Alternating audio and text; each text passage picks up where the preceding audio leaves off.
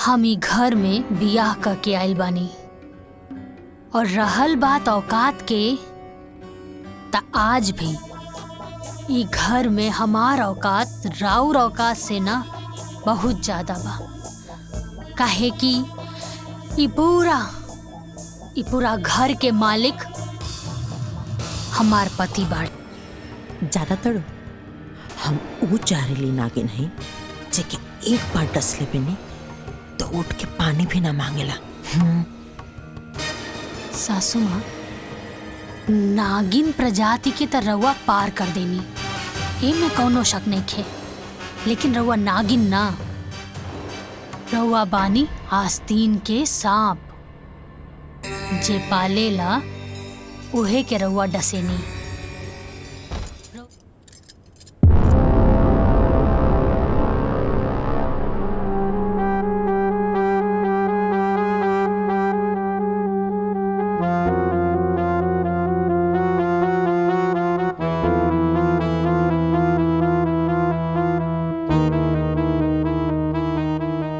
चमक धमक के बीच में ई जंग लगल ताला, कहीं कमरा में कौनो राज तो दफन नहीं खे।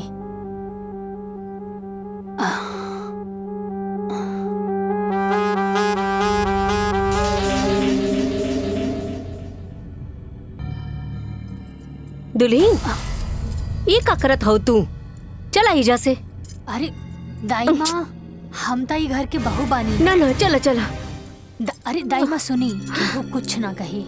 हाँ, और हमरा के तो बस इतना जाने के बा कि आखिरी कमरा में ऐसन का बा जेकर केहू के जरूरत नहीं खे। कोई कुछ ना बोली, हमरा के देखे दी।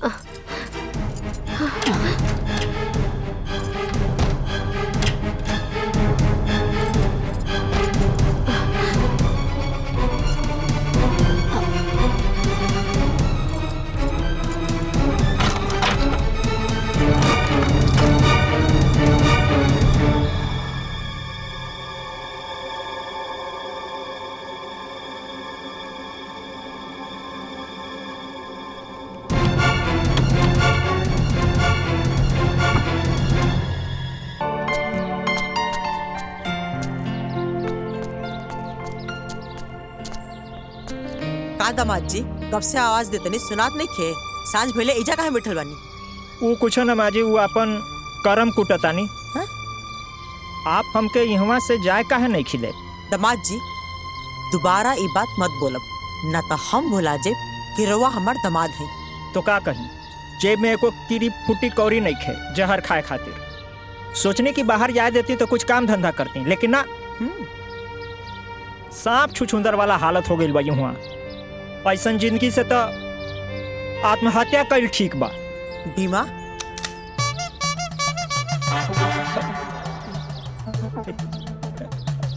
ई खाली शोपीस ना हा, चलबो करेला। आगे से ध्यान रहे। न जाए, चलो भी बापे क्रिया न जाए।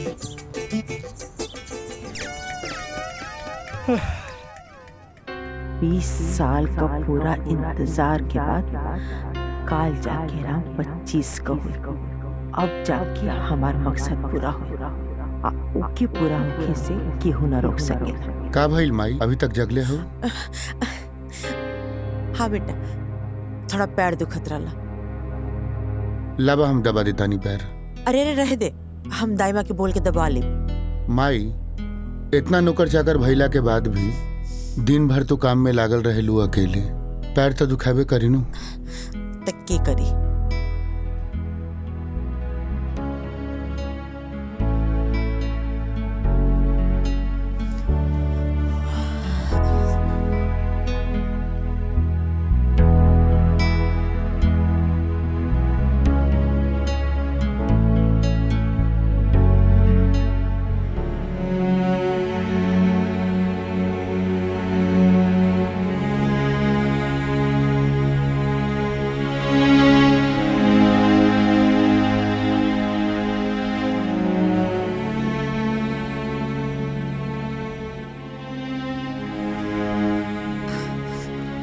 अरे राम, जी तू माई। अभी ले जे बाड़े? आराम भइल माई? पहले से बहुत आराम हो गइल बा। अब तो हर पैर न दुखाई। जानत रहे राम, आज हम बहुत खुश बानी। काल तू 25 साल को हो जेबा। अभी लागत है जैसे काल्हे के बात था कि तू हमारा गोदी में खेलत रहा। समय भी कितना तेजी से बीत जाला ना। अच्छा राम, लक्ष्मण से बात भई रहा का? हाँ माई, बात भइल रहे। कहत रहे सॉरी भैया, नया नया कारोबार चालू भइल बा ना, यही खातिर टाइम नहीं खेबा। माई, लक्ष्मण के बिना कितना सोना लगता ना। तू फिक्र मत कर, तो के सुना ना लागे दीप। काल सवेरे ना भगवान जी का दर्शन केला के बाद पोशाक बांट दिहल जी। आज शाम का पार्टी का भी इंतजाम बा। अच्छा एक काम कर, अब तू जाके सूझ जा, कल ढेर सारा काम बा। ठीक बा माई, तू हो सूझ सूझ जा।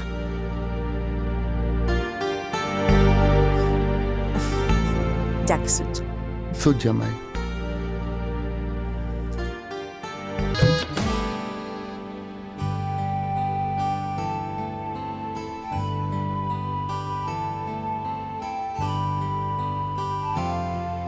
राम जी माई,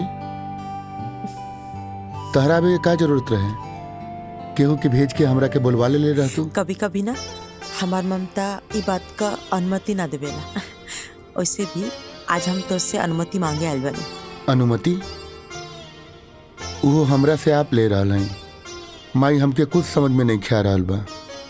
आपके हमरा से अनुमति लेवे के जरूरत कब से पड़ गई? जब से हमार बेटा शादी लायक हो गई। हाँ राम, हम तोरा खातिर लड़की देखी जा रहा बनी। तो क्या हमार पसंद पर कोनो एतराज तो नहीं है ना? तू चाहता हमारा संगे चल सकता ना? माई, जिंदगी तोहार दिहल हा, और इस जिंदगी से जुड़ल जवन भी फैसला बा ओकर हकदार तू हो। हमके तोहार पसंद पे कोनो एतराज नहीं खे हमाई। तो ठीक बा, हम आवता नहीं। ठीक बा माई।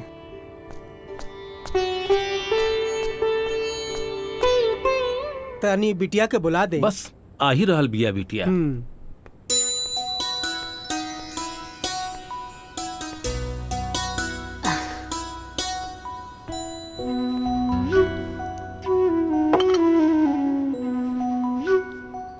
ली चाय पी।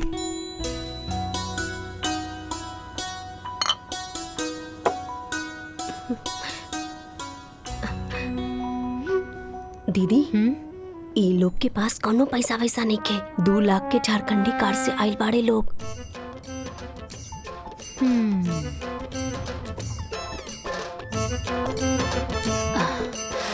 का काम करी नी?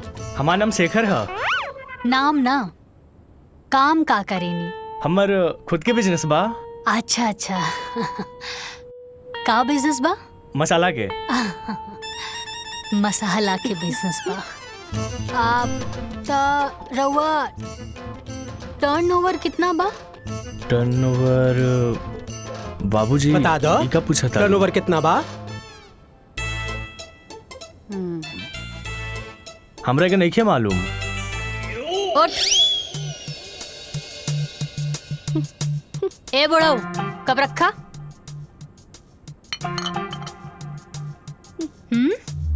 धोखेबाज। अरे ई लोगन के ना बाबूजी कोनो बिजनेस नहीं खे, ना मसाला के ना कुछ। अरे हमके तो लागता कि आटा के चक्की भी ना बा इन लोगन के लगे। ई लोगन के जब टर्नओवर के मतलब नहीं खे पता, तो ई लोगन के का मालूम बा? और अभी ले तू लोग बैठल का बाड़ा? उठा उठा। अरे बाबूजी लड्डू ले ली। अरे निकला यहाँ से। निकल बाहर। चला, तू तो बेइज्जतियां करवा देला। चला। अरे बेटी, ई का कइलू तू? अरे बाबूजी, एक नंबर के फटीचर आदमी बाड़े, और के लेके आयल रहे ऐसा रिश्ता? हाँ, अरे कामधारी काका। ई कामधारी काका के पास भी ना कोनो ढंग के काम नहीं खे। जैसे वो फटीचर बाड़न ना, वैसे ही फटीचर रिश्ता भी लेके आवेलन। अरे साची से बियाह करे खातिर कोनो ऑडी फॉर्च्यूनर बैंक बैलेंस लेके आए, तब जाके साची सोची है कि शादी करे के बा कि ना कि ऐसा 5 लाख झारखंडी कार वाला। हाँ।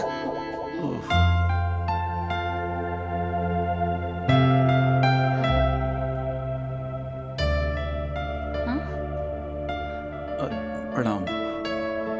नमस्ते।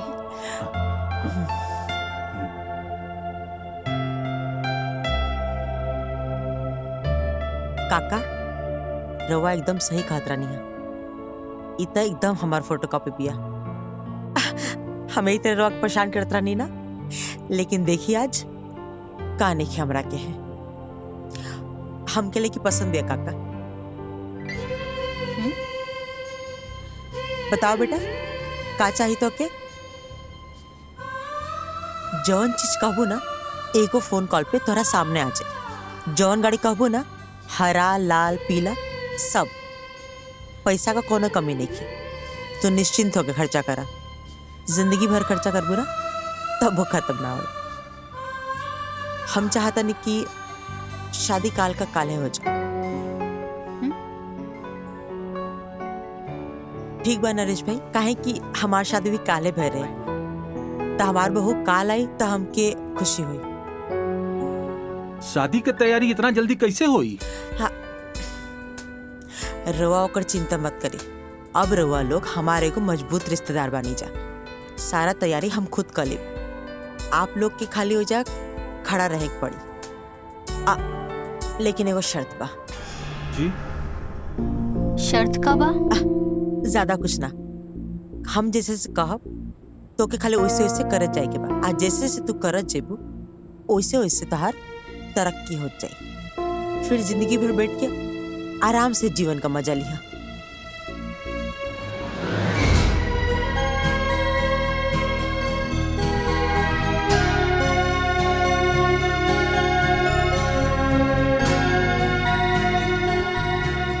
कुछ कम होता बता दे जा।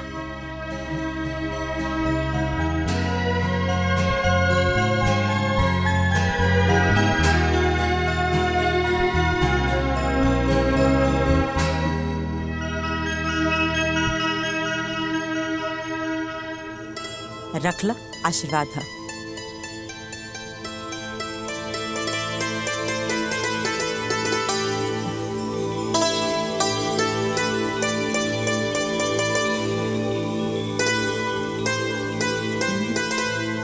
अब तो शादी तय हो गई। हाई लीजा मिठाई, पूरा मोहल्ला में बंटवा दीजिए। ठीक बैठे, आज्ञा दीजिए। खुश रहा। चला।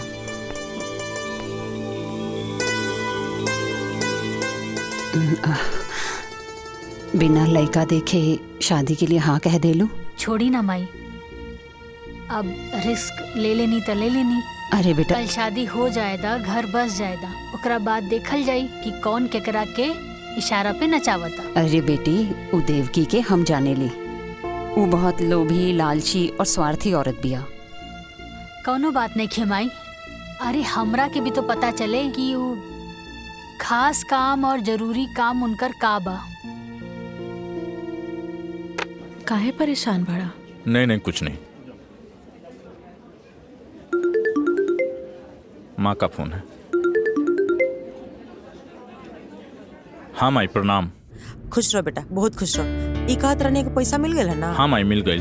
ठीक बा। अच्छा सुनेगा जरूरी बात, हम ना राम का ब्याह तय कर दिल बानी। का बात करत है? अब भैया तैयार हो गए शादी खातिर? हाँ, अब ब्याह काले बाटे तो क्या आवे के बाद जरूर से आज ही है। माई बाकी एजा हमार दोस्त लोगन भी बारे। तो का हो गई, सबके ले लिया, अच्छा लागी बाराती करी सब लोग। तो ठीक बा माई, ठीक बा प्रणाम। हाँ चल, खुश रहो बेटा। का बोल रही है मम्मी? राम भैया के शादी तो फिक्स हो गई बा। अच्छा। हाँ हमनी सब के चले के बा बारात में। पर पापा? या तहर पापा तो ऐसे भी हमने के शादी ना होके दी है, तो चला हमार दुनिया में।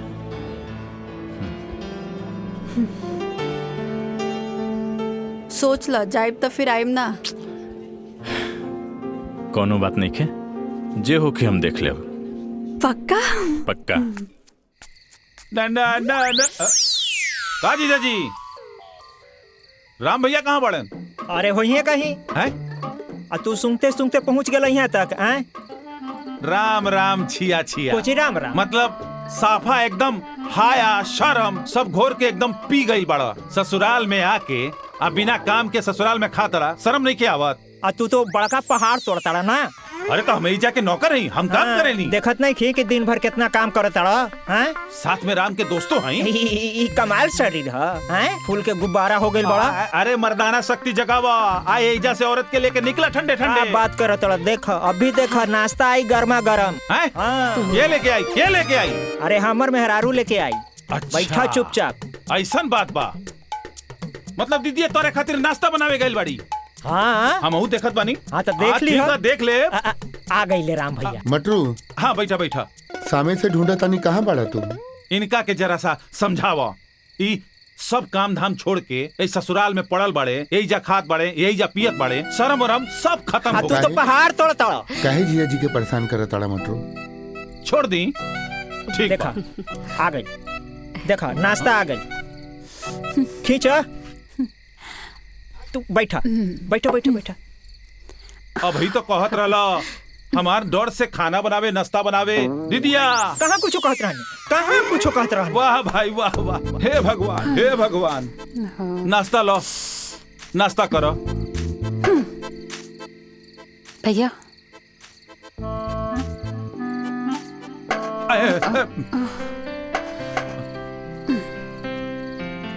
प्रणाम। खुश रह।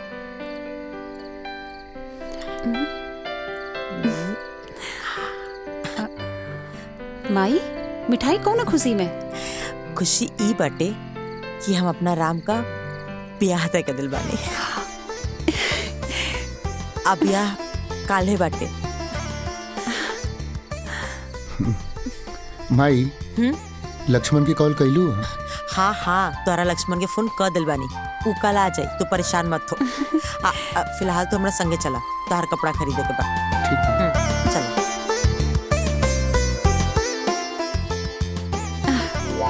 हाँ खाए में तो तेज बढ़ले बड़ा, लपेट ला। ए दीदिया, इनकरा के चुप करा रहे, बिना मतलब के, न काम के, न काज के। ज्यादा मत बोली, मिठाई खाई। ब्याह तय हो गई, हमरा के केहू कुछ बतेबे न कैल। कबो कबो तो संदेह होला कि हमहू ई घर के दमादे न हैं कि कुछ और हैं। बतावा, अभी कुछ कामो न कैनी है, आ कल ब्याह बा, न कपड़ा सिलवनी आ न कुछ खरीदारी करनी। समय कहाँ बा? वाह वाह वाह, जेकरा लगे ई घर में खाली समय ही समय बा, उ कहता कि हमरा लगे समय ही नहीं खे। है ना? अरे अपने ब्याह वाला कपड़ा लता पहन के चल चलिए बराती। अच्छा और का? ठीक है बा। हाँ अरे चुपचाप चली ना यहाँ से। जा जा निकल जा। धीरे बोला तो गलवा के नस फट जाए। हाँ चला निकला। अरे मिश्री मलाई खैला और कैला तन बुलंद, अब खैया शकरकंद। दाइमा ली, राम आओ को दुल्हन का आरती आप उतारी।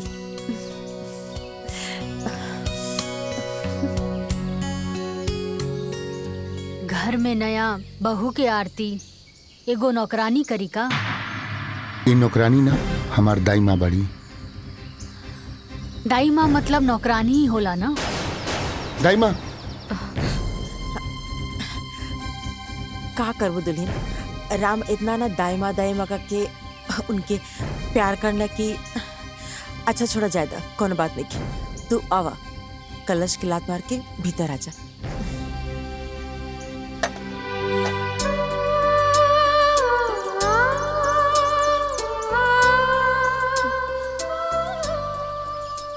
ला, दुल्हा दुल्हन खातिर दूध भी आ गई। आप सब भौजी के परेशान न कर, ठीक है?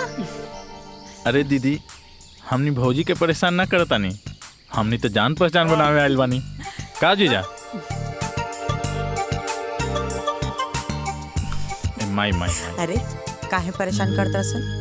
चल जा सन, आजो का आराम कर दसन। जा पार्टी कर सन। हाँ, शुभ काम में देरी कैसन? पार्टी मनावला ढेर दिन हो गइल बा। चला। हाँ रवा के तो यही सब में मन लागत। हाँ चलो चलो चलो चलो चलो पार्टी मनावे। चला।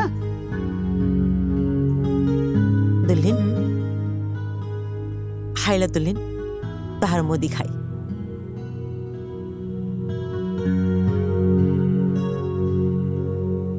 पूरा 5 लाख का है।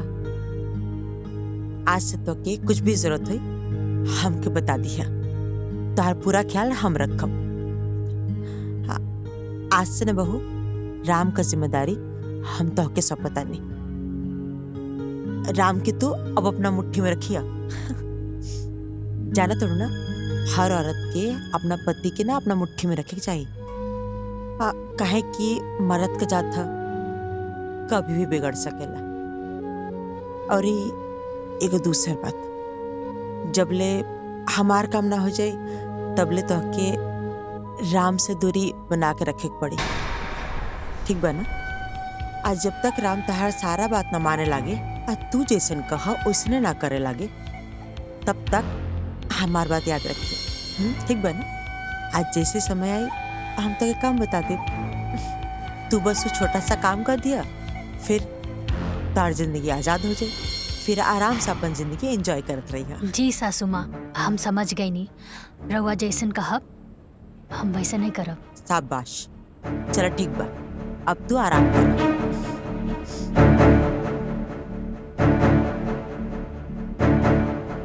कैसन माई बिया जे अपन बेटा के ही अपन पतों से दूर रखे के बात कर दिया।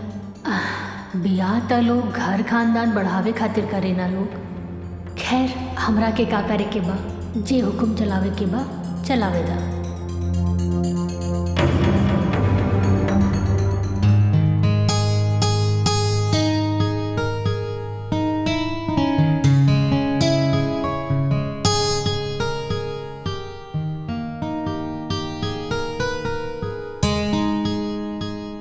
माई के पसंद के माने के पड़ी। ऐसा लगा था कि आसमान से चांद उतर के हमरा सामने आके बैठ गई बा। अखिया खोलबू, कुछ बोलबू, या पूरा रात अखिया बंद करके ही बिता देबू? अखियाँ एक शर्त पे ही खोलब। का शर्त बा? पहले रउआ हमरा के वचन दी। ठीक बा, हम वचन देता नहीं। का हना जी कि सब कुछ इतना जल्दी भइल कि हम एक दूसरे के ठीक से जान पहचान भी ना पाऊनी। बस हमके थोड़ा समय चाहिए ताकि हम रउआ के अच्छे से समझ सकी और एक दूसरे के जान सकी। ठीक। हाँ।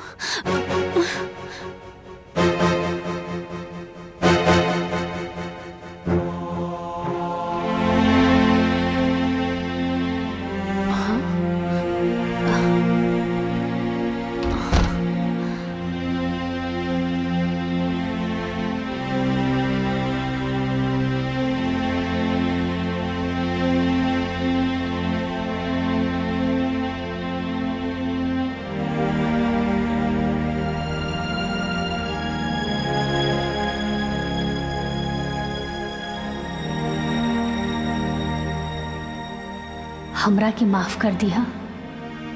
थैंक यू भगवान जी। रवा तो हमरा के सब कुछ दे देनी, बस कुछ दिन के बाद बा, ओकरा बाद हमने के एक हो जाई। हाँ।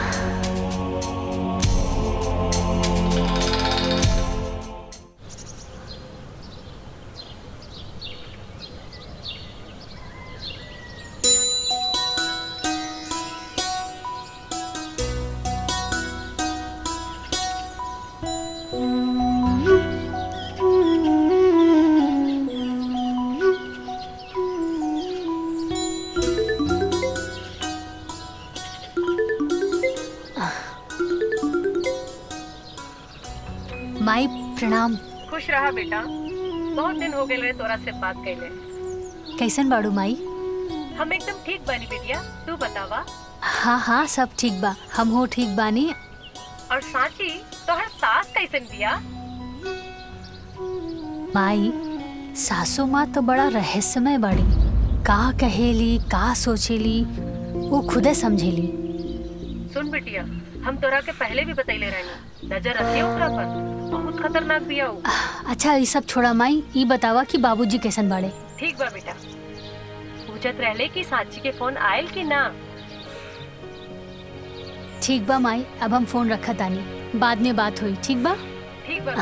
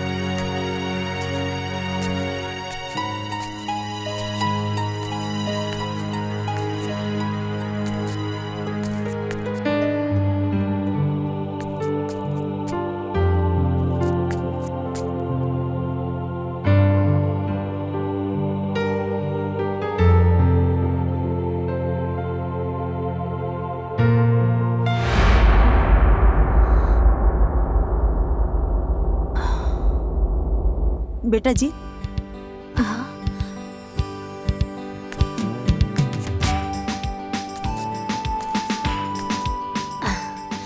बोली ना सासू माँ। धन देख के ऊपरे ताकत रहबो का? माई बाबूजी संस्कार निखर सिखौले। सॉरी।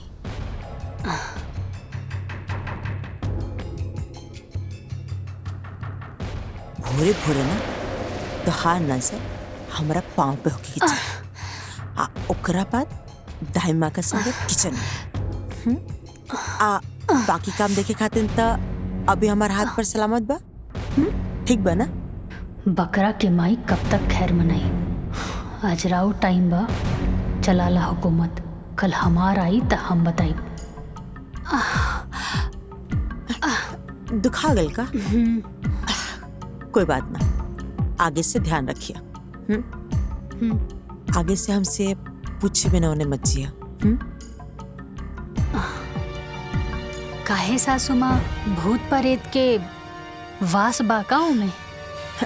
जितना बोलल जाता ना उतने सुनल करा। ढेर दिमाग लगाव का जरूरत नहीं है। ठीक बना? आप दिमाग मत चलाओ, भीतर जा। आखिर ऐसन का बा वो दिशा में जे हमरा से छुपावत अड़े? ये कमरा के रास्ता हम जरूर खोल के रहब।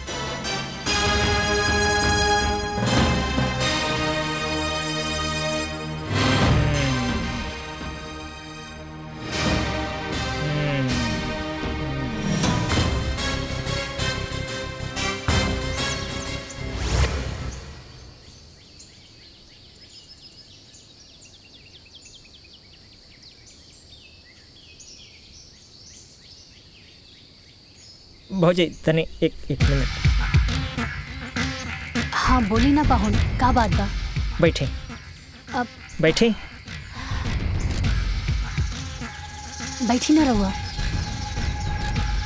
तब कहीं भौजी का हाल चाल बा? हाँ पाहुन, सब कुछ ठीक बा। कैसन लागल घर दुआर और इमे रहे वाला लोग सब? हमरा छोड़ के बताएं। सब केहू अच्छा बा। घर द्वार भी बहुत अच्छा बा। हमरे जैसन खा गई नहीं ना धोखा। हाँ? यही जाके लोगन के चेहरा गोर बा, बाकी दिल काला। हमरा दिल बिल्कुल साफ बा, गोर बा। रउआ सोचत हो खब कि काला कलोटा सुखड़ा आदमी के कि मंदाकिनी कैसे मिल गई, लंगूर के अंगूर कैसे भेटा गई? हाँ? कैसे बैठा गई? मोहब्बत भौजी। हाँ। मोहब्बत में आंधर हो गई रहनी है। वही मोहब्बत के चक्कर में ओकरा से बियाह कर बैठनी। ओकरा माई के चक्कर में ओकर माई के मीठी मीठी बात में मुहा के घर जमाई बने खातिर तैयार हो गई नी भौजी। हमरा का मालूम रहे कि घर जमाई के साथ साथ ये जेल खाना के भी मुंह देखे पड़ी। ये अच्छा खासा चलता फिरता आदमी जेल खाना में बंद हो गई। अभी जेल से कैसे मुक्ति मिली है भौजी, कुछ समझ में नहीं खे आवत। पाहुन रउआ चिंता मत करी, सब कुछ ठीक हो जाई। ए जी कहाँ बानी? अब का होल तहरा के? सुनी, रउआ देख ली, हम अपन काम निपटा के आवत आनी। ठीक बा भौजी।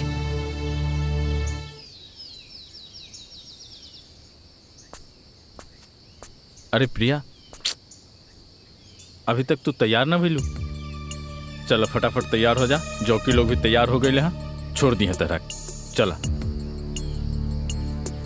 ताकि तू फिर वहां आके हमारा इस्तेमाल कर सका। एक बात कान खोल के सुन ले लक्ष्मण, तहर झांसा में बहुत आ गई।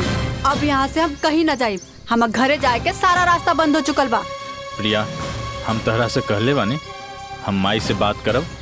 तू काहे इतना टेंशन लेता रू? कह दिया नी ना कि हम कहीं न जाए, मतलब कहीं न जाए। तू जाके पहले माई से बात करा, फिर हम यहाँ से कहीं जाए। बहुत हो गए लक्ष्मण तुहार। हम कहनी है ना बात करब, तू समझत काहे नहीं खूब? बस ठीक बा। ये बात सुनत सुनत हमके 5 साल बीत गए। अब बहुत हो गए। अब तुहार हम एक भी बात बर्दाश्त ना करब। तू जा अपन माई से बात करा और सारा बात क्लियर करा, तब हम यहाँ से कहीं जाइब, वरना तू भूल जा कि हम कहीं जाइब। अब तो तुम्हार भाई के शादी भी हो गई बा। ठीक बा ठीक बा ठीक। दिमाग अपन शांत रखा। अभी तैयार हो जा फटाफट। वहाँ जौकी लोग तहर इंतजार करत हुई हैं। तू तैयार हो जा फटाफट। हम जा तनी माई से बात करें। तू निकला, ठीक बा?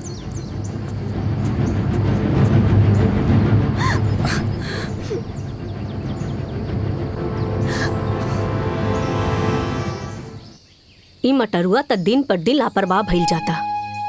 अभी ले खाना लेवे ना आइल। राम के खाई में देरी होता।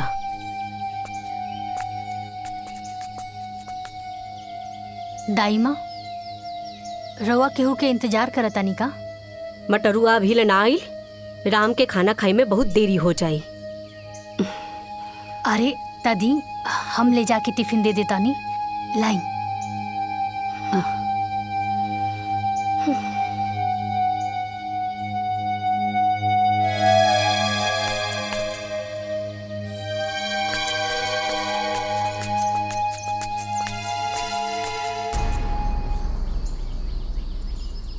बेटा जी, पति पर प्यार उमड़े लगल बा का?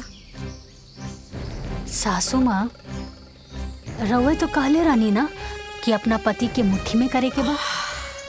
बस ई सब उहे के प्रयास बा। शाबाश, ई भइल ना बात। कहा तक का चाहिए? हमके तो बस राउर आज्ञा चाहिए। ठीक बाटे। आज से राम का टिफिन तू ही लेके जेबू। जल्दी जा, वो तो के गोदाम में भेटैया। अनाज जाए के समय होता ना। ठीक बा। और ये हमार बात याद रहे। जा। जी सासू जी।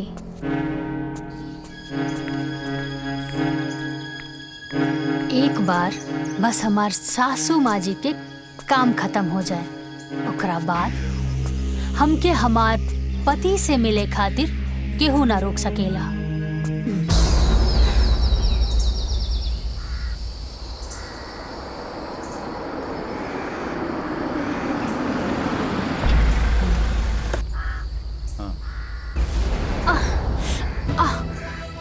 आराम से उठो, बिल्कुल आराम से। रुका। हम डॉक्टर के बुलावता नहीं।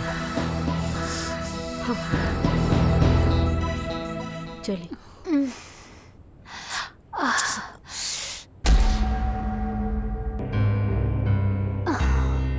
मामूली चोट है, चोट की वजह से बुखार आ गया है। मैं दवाई लिख के दे देता हूँ, आप मंगवा लीजिएगा, सुबह तक ठीक हो जाएगा। धन्यवाद डॉक्टर साहब। मटरू। हाँ माँ जी। ये डॉक्टर साहब दवाई लिख के देता ना, जाके ले ले यहाँ। और डॉक्टर साहब के भी बाहर तक छोड़ दा। ठीक बा। ए जीजा, साथे चलो। तू रहेला तो हमरा थोड़ा ठीक लगी। हम कहे जाई? हम कहीं रात के बहरा आई जाए ले ना। ये कुल तहरा वजह से भइल बा। तू जा। हमरा वजह से? सरऊ, तू समय पे टिफिन लेवे आ जाता तो ये आज भौजी के संगे ये ना होखी। हाँ जा। तोरा भाई। मटरू चुप। जाके चुपचाप दवाई लेके आओ।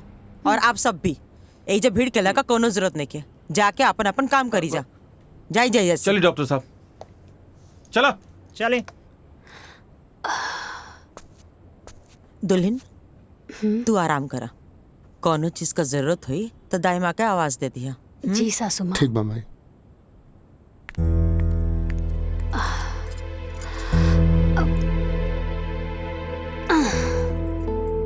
अरे रहे दी ना रहुआ, हमके कंबल दे दी।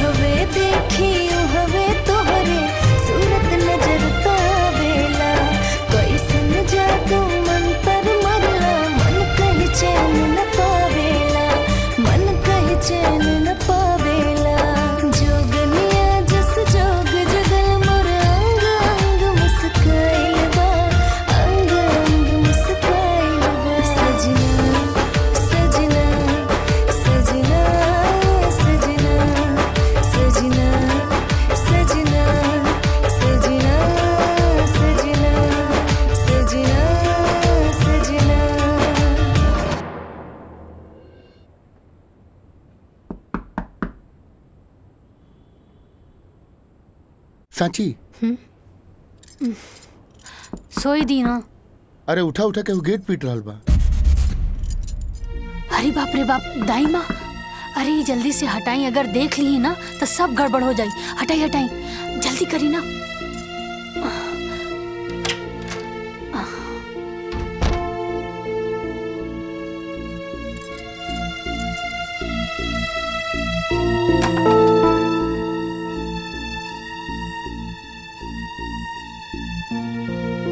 अभी ले तू लोग सुतल बाड़ा जा।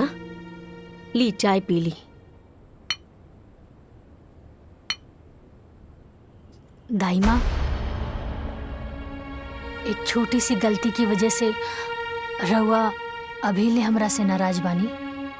आपन बेटी समझ के हमरा के माफ कर दी ना। हम तो तोहके ओ दिने माफ कर देने रहनी हा। तोहसे भला काहे नाराज रहब? तू तो लक्ष्मी बाड़ू घर के। जल्दी से तैयार हो जा, काहे की मालकिन 2 दिन खातिर बाहर जाए वाली बाड़ी। अच्छा ठीक, बहुत काम बा, हम जाता नहीं। हाँ।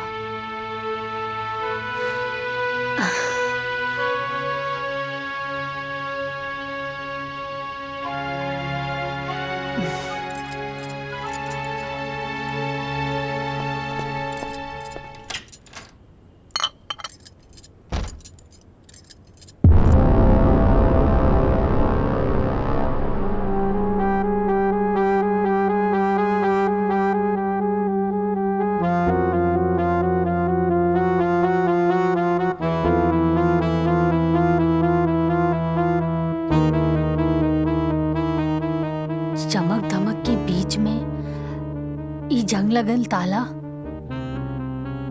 कहीं कमरा में कोनो राज तो दफन नहीं खे।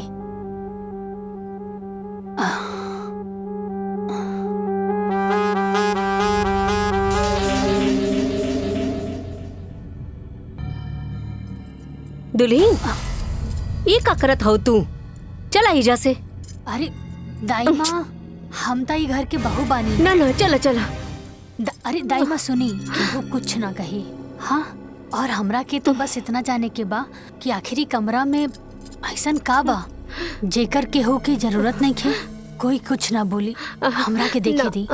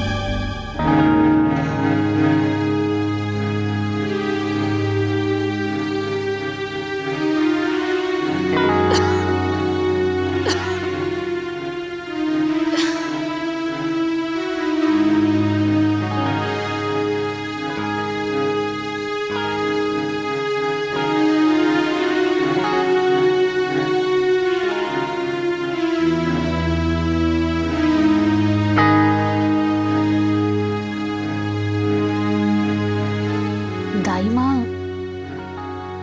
ई के बा? ई मालिक के तस्वीर बा दुल्हीन।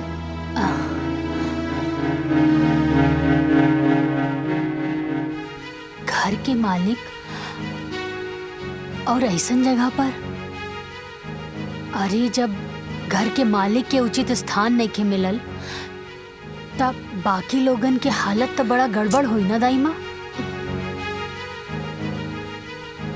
हम मालिक के उचित स्थान जरूर दें।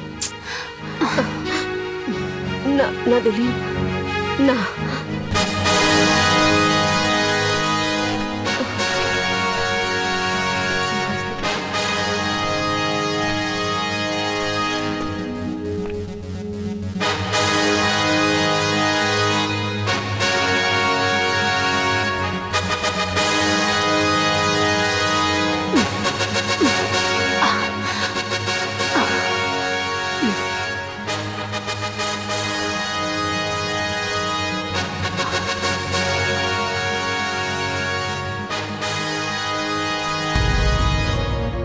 आई माँ? अब देख ला, घर के मालिक के उनका उचित स्थान मिल गई। एक काम करी, ये पेंटिंग के हटवा दी यहाँ से, ठीक है? ठीक बा दुल्हन।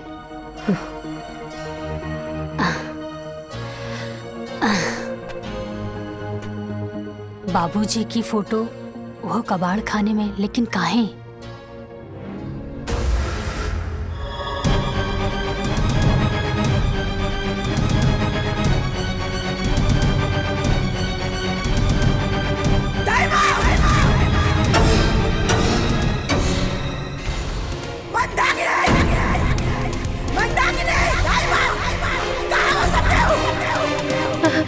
हाँ मलकिन। कहाँ भाई माई? मंदाकिनी, ये फोटो आई जा क्या टांगला सा? हाँ? अरे बाप, क्या टांगला सा ये फोटो आई जा? पता ना भाई। हाँ? अरे ये फोटो का हाथ गोड़ा था, आपने आगे टंगा दिल। हाँ? हाँ? ठाकुर साहब के फोटो ता हम ही लगौनी है। तो इतना हिम्मत? हाँ? केकरा के लगा? अपना हद से ऊपर उठेगा ना, कोशिश मत कर, ना तो ऐसा पर कतरब कि तू दोबारा उड़े लायक ना बच भी। समझ में आ गई?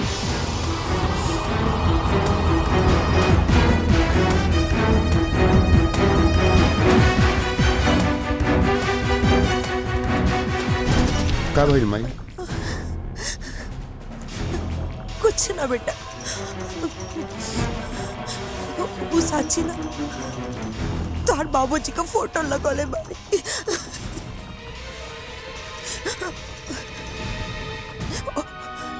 वही खातिर शाबाशी देत रहनी है।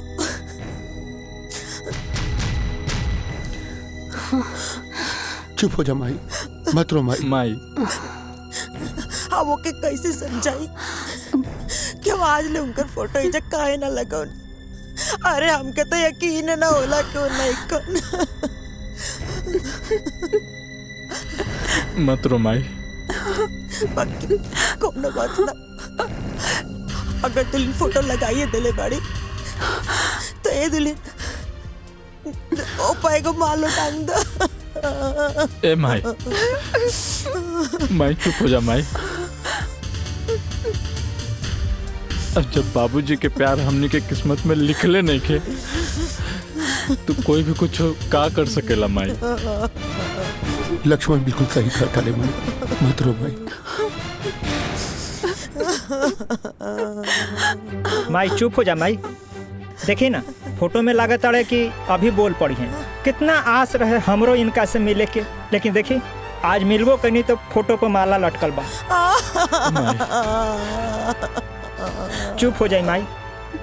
माई बाबूजी हमनी के छोड़ के ना गईले, हमनी के बीच में बाड़े। एगो फोटो खातिर इतना गुस्सा। ससुर जी की फोटो देखकर सासू माँ तो एकदम आग बबूला हो गई।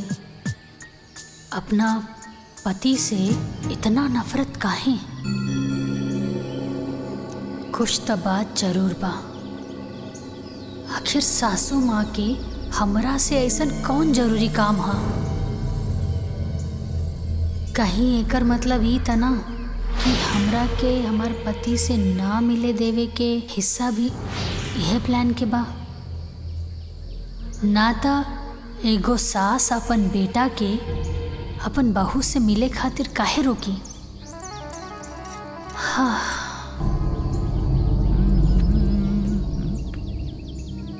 भाभी, भाभी, भाभी। अरे देवर जी आई। का भाभी, भैया के याद आवता का? ना ना देवर जी, ऐसा कोनो बात नहीं खे। तो फिर इतना स्ट्रेस में तो पहले कबो ना दिखात रहने। का बात बा, तबीयत ठीक बा ना तोहार? हाँ देवर जी, तबीयत ठीक बा। कहाँ बानी? जाई, राउर फ्रेंड बुला रहल बिया। जी आवत।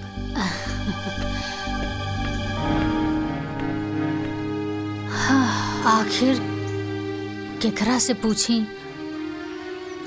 जे हमरा के सच बतावे। दाई माँ।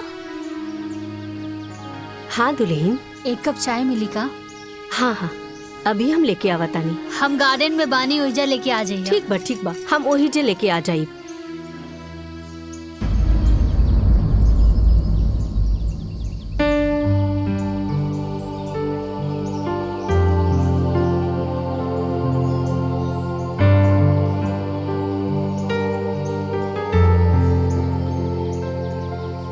दुल्हन। हाँ। हाई चाइला। लाई दाई माँ।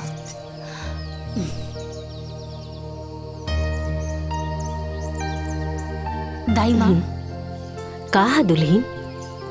अगर रवा से हम कुछ पूछब त रवा बुरा तो ना नु मानब? ऐसन काहे कहत हो? पूछा। दाई माँ, रवा ई हवेली में कितने साल से काम करत बाड़ू? जब से राम के जन्म भई तब से ये हवेली में हम बानी। हाँ। अच्छा दाई माँ, एक बात बताई, ई ससुर जी की फोटो देख के सासू माँ इतना गुस्सा में काहे आ गईली? एकरो जिम्मेवार हम ही बानी दुल्हन।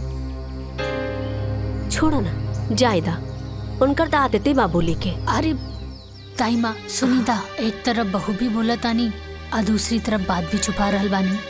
और रउआ जिम्मेदार कैसे मानी?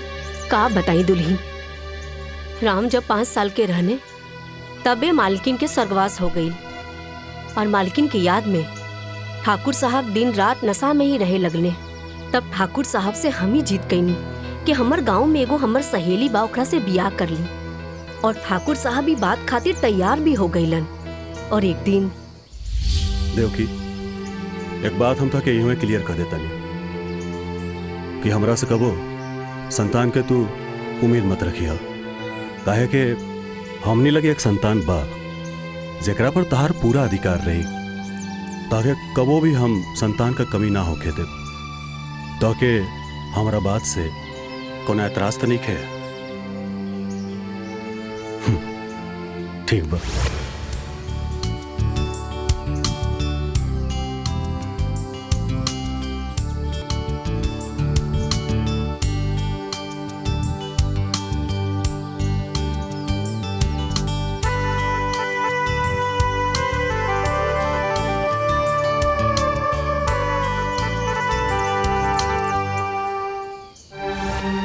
फिर का भइल? ठाकुर साहब जी के साथ का भइल? ठाकुर साहब के तो बड़ा दुख भरल कहानी बा दुल्हन।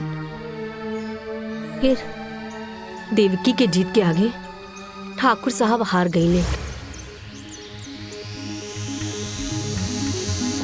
देवकी, कौने धर्म संकट में डाल देलू? हम तो से पहले ही कहले रहली नु कि हमके और बच्चा ना चाहिए, और फिर कहता नहीं कि एकरे बारे में ना सोचा। ठीक बा ठाकुर साहब, हम भी अभी ना जहाँ था का। देवकी, दाई ने खबरदार, जोन मरे एक बात कहलू। ठीक बा, तू जैसन कहबू उहे हुई, पर भगवान खातिर मरे के बाद मत करो।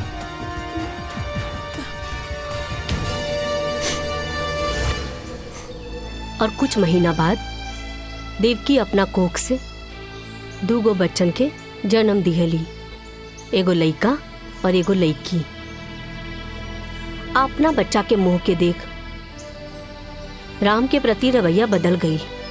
ठाकुर साहब भी देख के बहुत दुखी भइले और हमरा से एक ही बात कहले कि गीता, हम ई बियाह कइके बहुत बड़ा गलती कर देनी, लेकिन कोनो बात ना बा, हम ई गलती के अपना जीते जी सुधारब।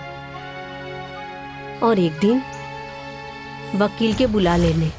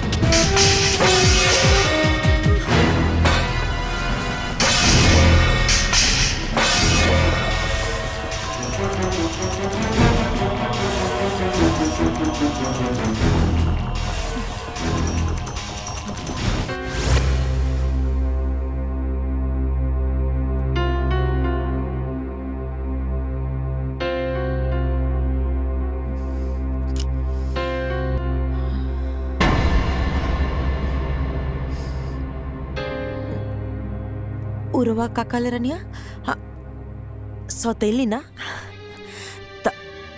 तब जब रवा हमके सौतेली कहिए देले बानी तो अब हम रवा के बताई कि सौतेली का होले। तो रवा के का लागल कि रवा वसीयत बदल के जंग जीत लेनी। अरे जंग था अब शुरू भइला। रवा आज से अभी से हमरा खातिर मर गई।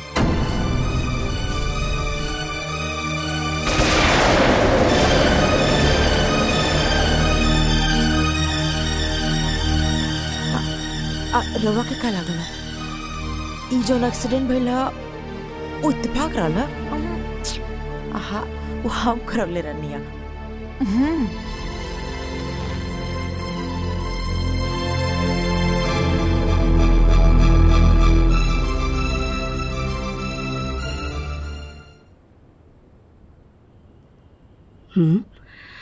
अरे मालिक कहाँ गए?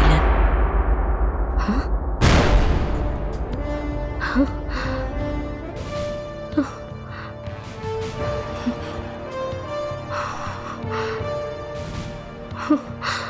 हाँ?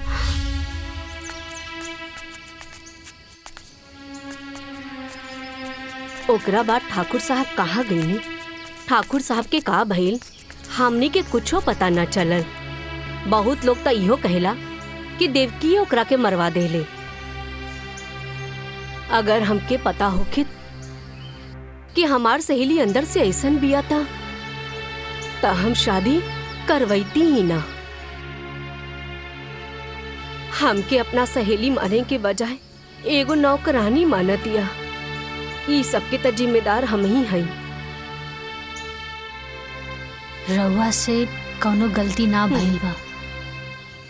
रउआ तो बस अपन फर्ज निभानी है। का दाई माँ तोरा लगे कुछ काम नहीं खे का?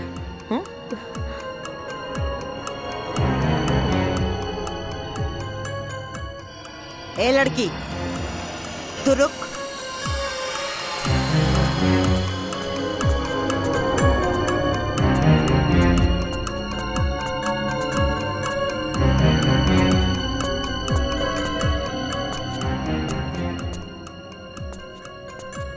बेटा जी इसन कौन विशेष मीटिंग चलत रहा कि सुबह से साँझ हो गई? सासू माँ आज तक हम रउआ से कबो कुछ पूछनी है का? आपका हवा पानी बदले खातिर भी हमके राउर इजाजत लेवे के पड़ी।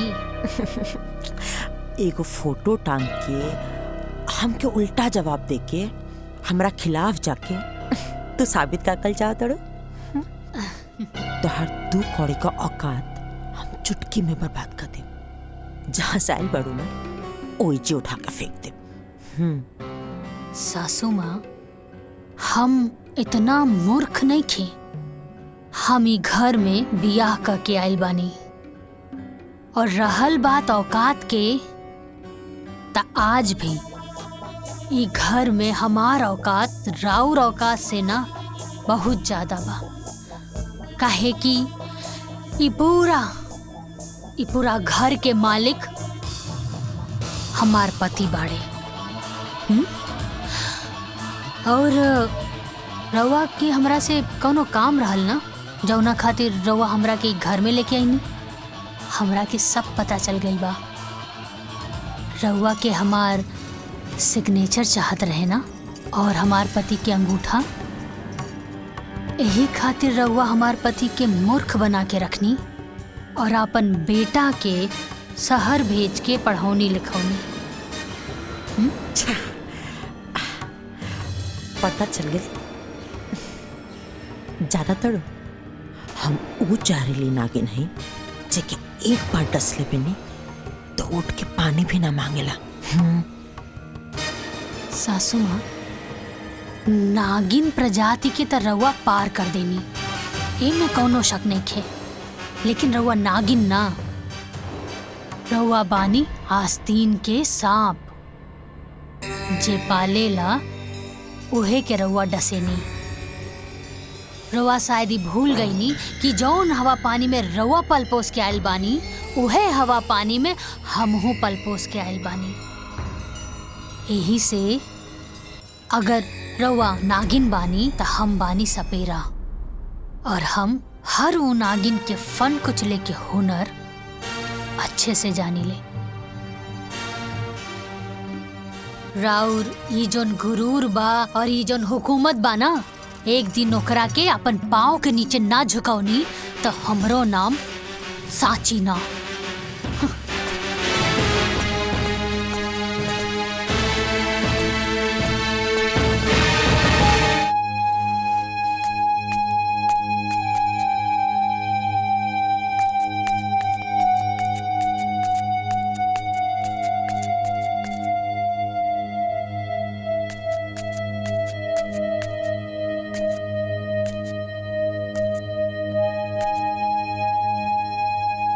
भौजी सुनी ना, 1 मिनट सुनी ना।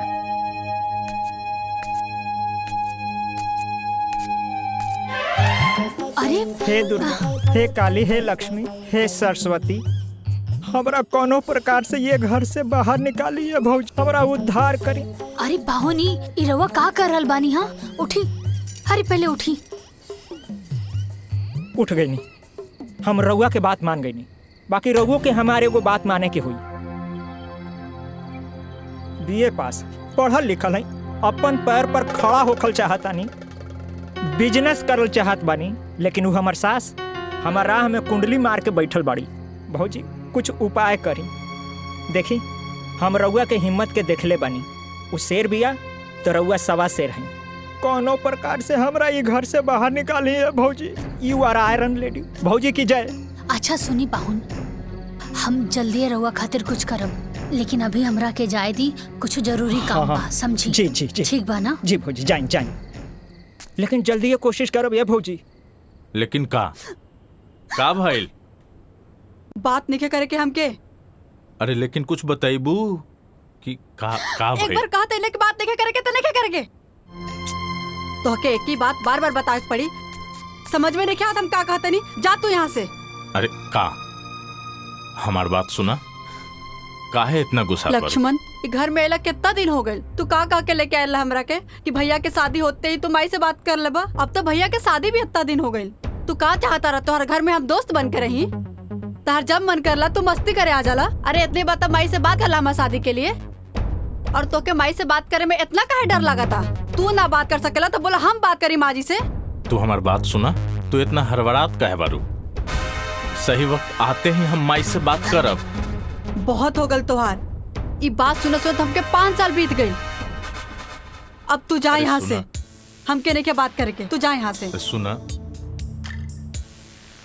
अरे वाह, ये तो कमाल हो गई।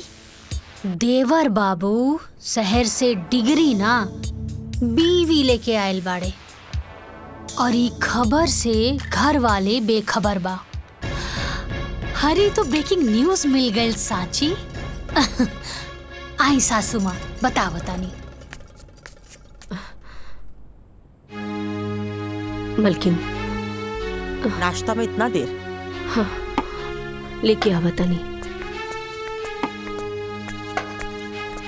यहाँ को नाटक मत करिए, ओके? पीछे लड़ियाल चला तारू। यही से बैठी ना, यही से बैठी।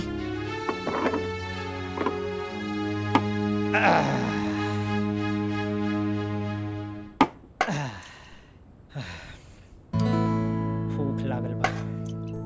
हटी। प्रणाम माई, माई बहुत भूख लागल बा, खाना दा ना। दाई माँ हमरो लावा। दाई माँ रोटी दा। आज कुछ चटपटा नहीं खे बनल बा का? आए का मेहमान जी, कुछ खुशखबरी आवे वाला बा का? जौन चटर पटर खाए के मन करता। सारा तहरा से मुँहे लगावल बेकार बा। हाँ ठीक कहला।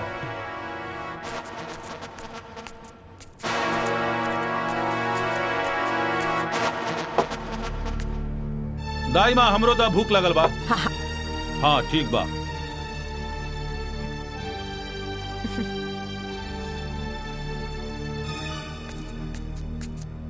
रउआ उठी, ऊपर बैठ के खाना खाई। पर हम तो बचपन से ऐसा ही खाता रहल बानी।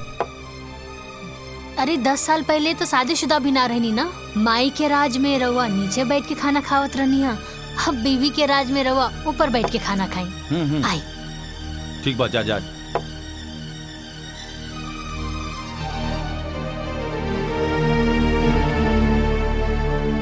आई बैठी।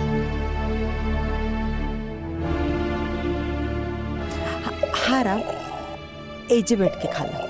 अब तू घरवाली जी वाला हो गल बाड़ा, अब हमार बात का कौन वैल्यू? ना माई, ऐसन बात नहीं है। अगर तू कह तो फिर हम वही जगह जाके बैठ जाए। ना ना बेटा, कौनो बात ना, आज से तो एजे बैठ के खा। माई एगो रोटी दाना। हाँ हाँ। ये पूरा घर के मालिक हमार पति बाड़े। ए लीजी रोटी।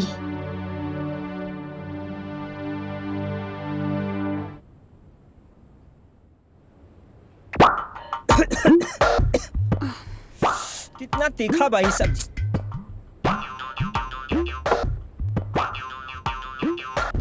इतना भी तीखा नहीं के मेहमान कि घोटाओ ना, खाई चुपचाप। तोहरा से चुपचाप ना बैठल जाला का, चुपचाप खाई ना। ए दीदिया, अरे इनका उड़द तीर पकड़े के आदत पड़ गई बा।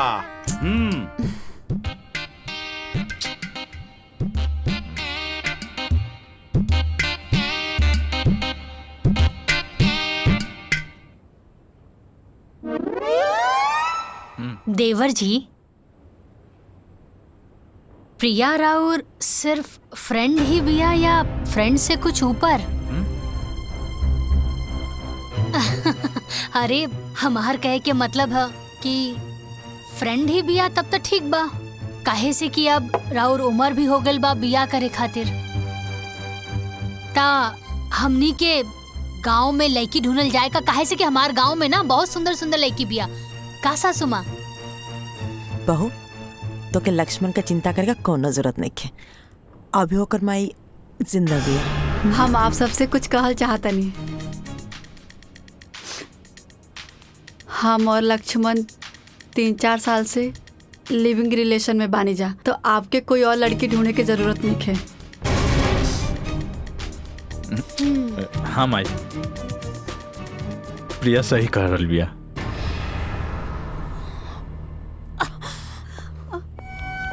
माई माई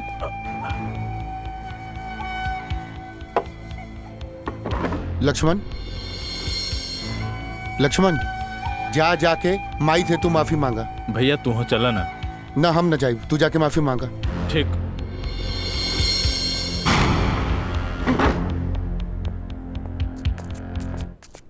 पाहुन, ई लिव इन रिलेशनशिप का होला? वो जो शादी से पहले होला ना, वही होला। मतलब आजकल के जनरेशन के पता ना का हो गइल बा, शादी ब्याह के झंझटे से एकदम खत्म। बाप रे बाप, ढेर कलयुग आ गइल बा। हमरा खाए दो। ढेर बात बोल, अब चुपचाप बैठी ना। दीदिया का कहती है सुना।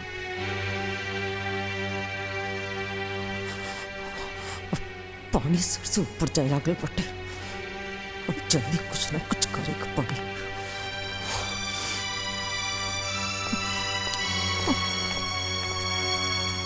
माई माई, ए माई, नाराज बारी का? नाराज काहे होई? हमार शौक, हमार अरमान, हमार गुरूर का गला घोट के पूछे तड़ा कि माई नाराज बाड़ी। अरे 3 साल से ये बात हमसे छुपा के रख ली। आज जब बतावे का बेरी आई है, जाके दूसरा से बोल ले हा, तो उन्हीं का ठान के रख ले बड़ा संग कि हमार अरमान पर पानी फेर कर हम बसन। माई हम रोज हिम्मत करके तरह से कहे के चाहत रहनी, बाकी मुंह तक बतवे ना आवत रहे। माई हमके माफ कर दे माई। माई तहार दिल तनिको दुखावे के हमार मन न रहे। माँ जी हम लोग के माफ कर दी। अब तू देखा जा सच्ची, तो से ई घर का झाड़ू पोछा अगर ना करोनी ना, तो हमरो नाम देवकी ठकुराई नहीं।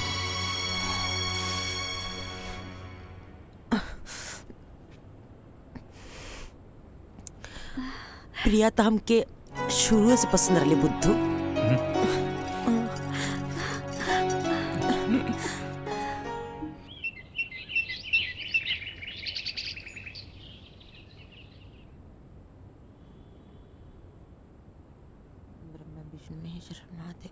विश्वनाथ गंगे हर महादेव गंगे काशी विश्वनाथ गंगे हर महादेव गंगे काशी विश्वनाथ गंगे हर महादेव गंगे काशी विश्वनाथ गंगे हर महादेव गंगे काशी विश्वनाथ। दाइमा जी मालकिन। आई पूजा का थाली पूरा घर में दिखा दे।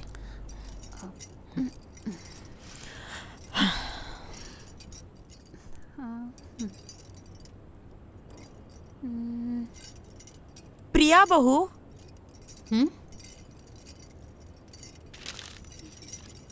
ए हमार बहू। हाँ माँ जी। बहू आवतनी। निक लगा था ना।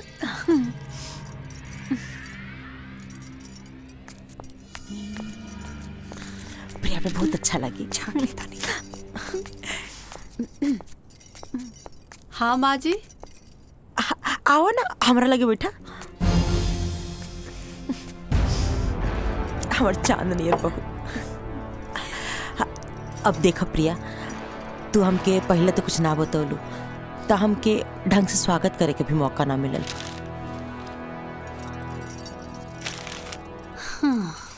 ना तो हम इतना धूमधाम से तुम्हारा स्वागत करती ना कि जमाना का खुलल का खुलले रह जाए। बाकी कौन बात ना, अभी भी देर नहीं भइल।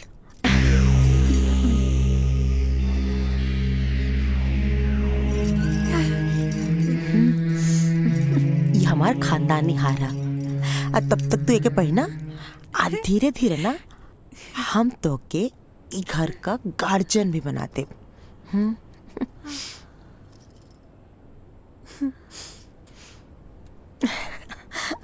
प्रणाम भाई। खुश रख। लक्ष्मण। हाँ माई। प्रिया का मम्मी पापा जी के ना संदेशा भेज दो कि हम वो लोग से रिश्ता का बात कर चाहता नहीं। माई हम तरह से बोले के भूल गई नहीं। प्रिया के माई बाबूजी हमेशा खातिर छोड़ के चल गई ने।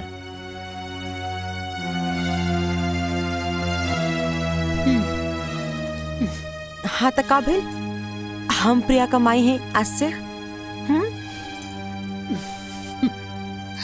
अरे राम, तो इजा काहे बैठल बड़ा? जाके पंडित जी के बोल दा तहार छोट भाई का ब्याह तय हो गइल बा। ठीक बा माई, हम जाके अभी पंडित जी के बुला के लावतानी। सांची तू हो जा, माई के काम में हाथ बटावा। जी हाँ सांची।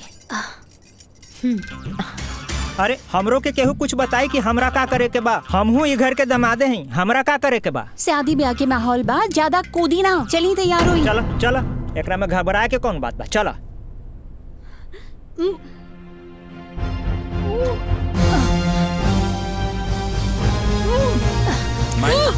माई असली भाभी भाभी। अरे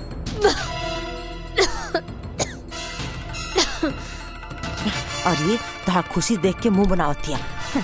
चाय दे जरूरत दिया। हाँ तो ही देख, हरी सन हमारा लगी कम से कम 10 को बात। का बोल भाभी? भाभी ठीक तो बानी ना? हाँ देवर जी हम ठीक बानी, बस उल्टी आ गई। भाभी डॉक्टर बुलाई का? अरे ना देवर जी हम ठीक बानी। और रउआ एजा का करत बानी? राउर तो शादी के बाद चला था ना, जाई तैयारी करी। भाभी हम ठीक बानी, रउआ जाई। ठीक ठीक बा।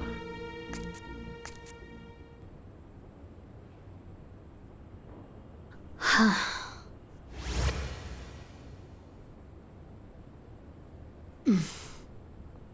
सांची हम का भइल, तोहार तबीयत ठीक बा ना? हाँ हम ठीक बानी। लक्ष्मण बतावत रहे कि तोरा उल्टी भइल रहे नीचे। खुशखबरी बा। हम तोहार तबीयत के बात करत तानी और तू खुशखबरी के बात करत तानी। रउआ पापा बने वाला बानी का? साचो? हाँ। कबले हम पापा बन जाए? हम जाके माँ के बता क्या बता। अरे बैठी था। अरे अभी बहुत टाइम बा, और सासू माँ के हम समय देख के बता दे। काहे से अभी घर में शादी ब्याह के माहौल बना। बधाई हो पापा जी।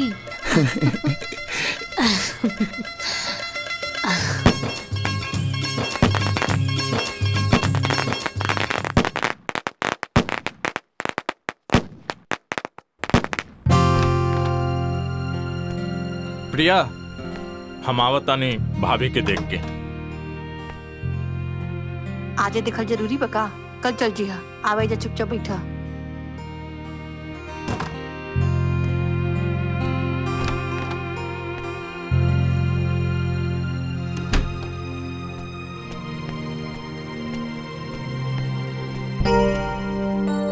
का भइल भाभी? ठीक तो बानी न रहुआ? तबीयत ज्यादा खराब हो गई बा लगता।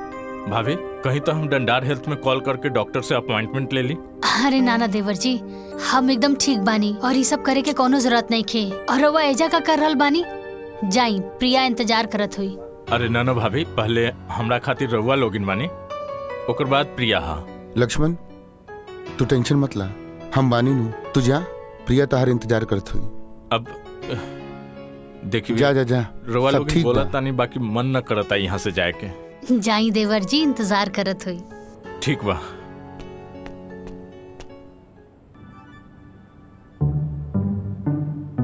एक बात बताई, सच में हम बड़ा किस्मत वाला बानी जी, हमके ऐसन देवर जी मिलल बड़े।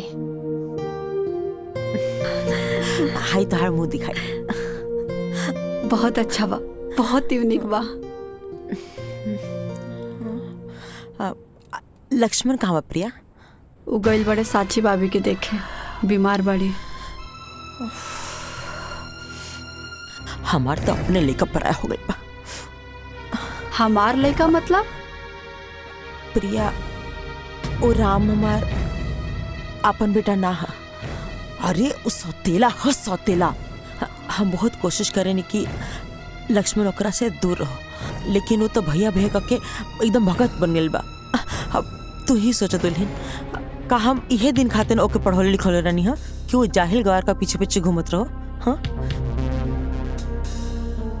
बाकी प्रिया, अब हम ये चाहता नहीं ना कि तू लक्ष्मण के अपना मुट्ठी में रखा। हाँ, कोशिश करिए कि लक्ष्मण जितना हो सको वो नौकरन से दूर रहो। हाँ हाँ, ठीक बाटे, तो अपन ध्यान रखिए। ठीक बा, आराम करा।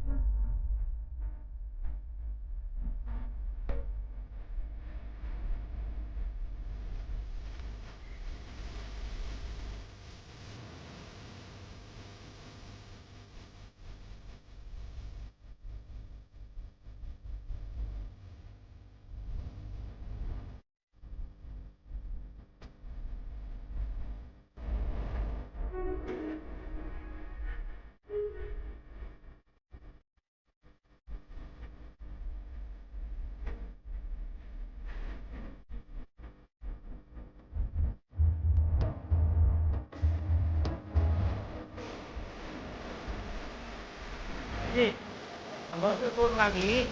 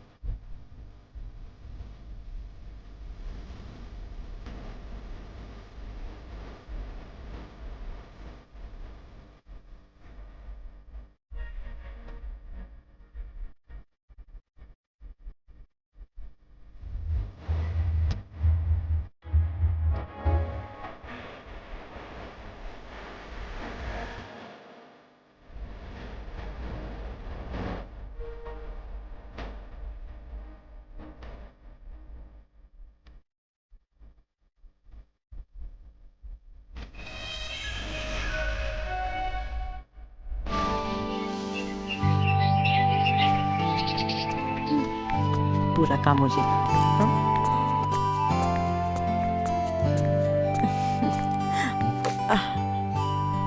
प्रणाम माई। तू भी बैठ जा बेटा।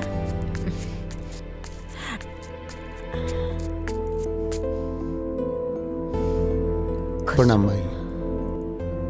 प्रणाम माई। दामाद जी सुबह से दिखत ना रहनी, कहीं व्यस्त रहनी है का? थोड़ा काम रहे, इनकरे साथे तो रहनी। जीजा जी हमरे साथे रहले हैं माई।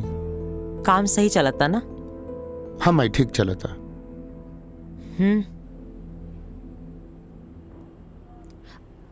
सुनी ना देवर जी। हाँ भाभी। जीजा जी के रवा लोगन से कुछ बात करे के रहल हा। हम कहाँ कुछ कहनी है। हाँ कहत रहनी है कि सिनेमा। जीजा जी रवा तो कोनो बिजनेस की बात करत रहनी है ना? हाँ याद पड़। हम चाहत रहनी है कि हम बिजनेस शुरू करल चाहत रहनी है। बाकी यहाँ ना जौनपुर में अपने जिला। ये तो बहुत अच्छा बात बा माई। बढ़िया बात बना, लेकिन एकरा खातिर तो धन चाहिए। तई में परेशानी का बा? टिकट हम बना देता नहीं, अब फाइनेंस का व्यवस्था माई कर दी। वाह, ससुरार होके तो ऐसा। सासू माँ तो साक्षात लक्ष्मी है। दामाद जी रवा के नहीं लागत कि रवा आजकल मेढक नियर ढेर फुदकता नहीं? माई जीजा जी अपना जिला जौनपुर में व्यापार करे के प्लान कैले बने। राम बेटा इकुल इनका बस का बात नहीं है। वो जैसे बाना उनके ओसी ही रहता। रवा को दिक्कत बाका दामाद जी? एक बार मौका तो देके देखें। हम मौका पे चौका ना मारब तराउर दामाद ना। माई जब जीजा जी इतना कॉन्फिडेंस में कहा ताड़े तो एक बार मौका देला में का दिक्कत बा माई? हाँ माई, अब जब भैया भी कह रहल बारे तो जीजा जी के एक मौका देवे के चाहिए हमनी के। ठीक बा, अगर सबका रही इच्छा बात तो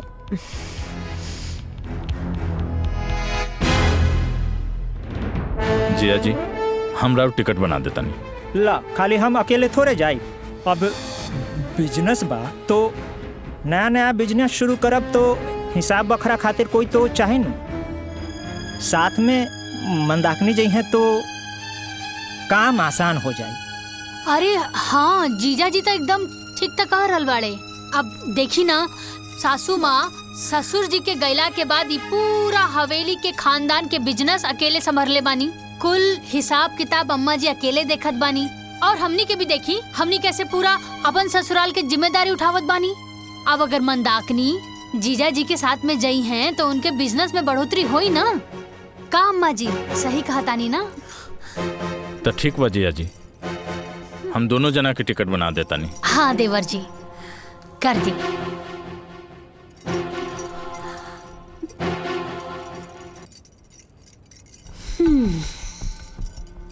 ली जीजा जी टिकट तो बन गई। शाम के ट्रेन बा और टिकट बन गई जी। शाम के ट्रेन बा। तहार बहुत बहुत धन्यवाद। ठीक बात है। चलो चल जल्दी चलो, सामान पैक करे को हुई। चलो चलो चलो। अरे सुनो ना, सुनो सुनो चल चल जल्दी चल। चला ढेर मानी सामान बिखरल हुई, सबके समेटे के हुई। चलो चल। अरे चला ना, चलो चल चल चल चला चला। प्रिया हाँ जा तू हेल्प करा। ठीक बा। हम मठू के बोले ले बतानी। भैया हम भी चलता नहीं। अब चला जमाई।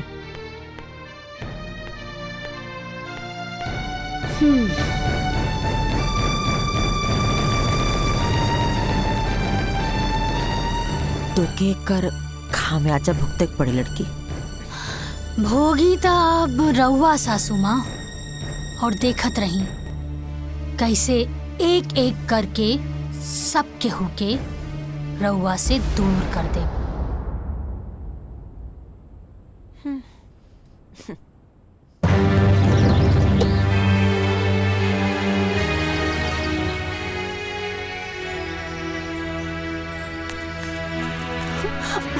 अरे चलो चलो गाड़ी छूट जाए। चलो चलो बैठो बैठो बैठो। प्रणाम। चलो माई चलो तनी। ठीक बात है, चलो तनी।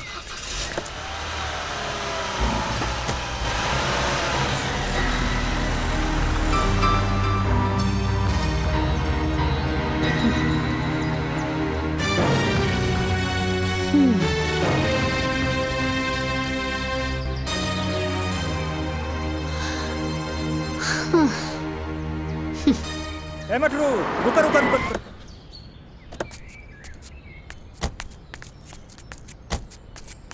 ए जीजा जी का भाई झाड़ा लग गई का?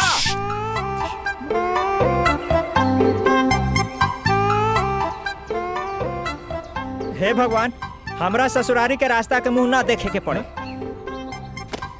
हे भगवान, हमरा इस सास के दोबारा मुंह ना देखे के पड़े। हे भगवान, यहाँ के सारा अनौती पनौती सब यहीं रह जाओ। एक सेकंड हो गई। सबसे बड़का पनौती के तो लेके जाता कहाँ? अब हमरा का मालूम कहाँ ले जाता है? चलो चलो जल्दी चलो। ट्रेन छूट जाई महाराज। चलो चल चल चल चल चलो।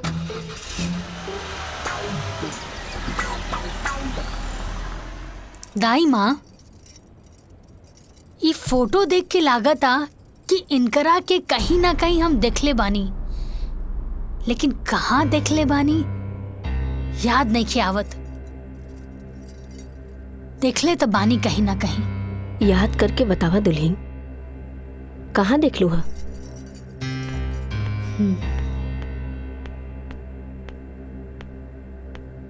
दाई माँ, एक कप कॉफी मिली का? हाँ अभी लावता नहीं।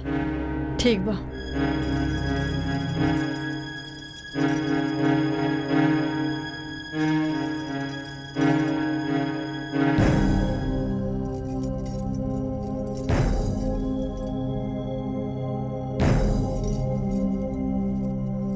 दाई माँ, हाँ कॉफी बनाने में कितना टाइम लगा था? बस हो गई, अब ये लावता नहीं। पता ना कहाँ से सब उठ के आ जाला।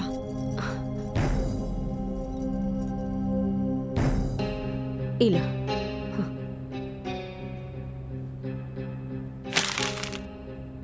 इतना टाइम लागेला कॉफी बनावे में? यू बास्टर्ड जाहिल गवार, तुमको सेंस नहीं का?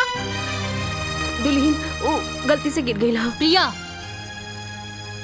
तमीज नहीं के का कि अपने से बड़ से कैसन बात कल जाला? अरे कम से कम दाई माँ की उम्र के तो लिहाज रखा। लिहाज आप करी, काहे कि आपके नौकरानी और मालिक के बीच के फर्क नहीं के पता। अरे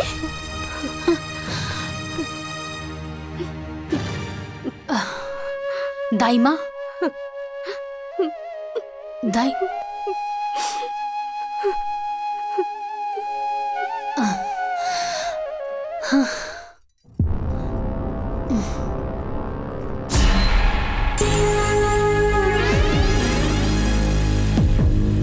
अच्छा,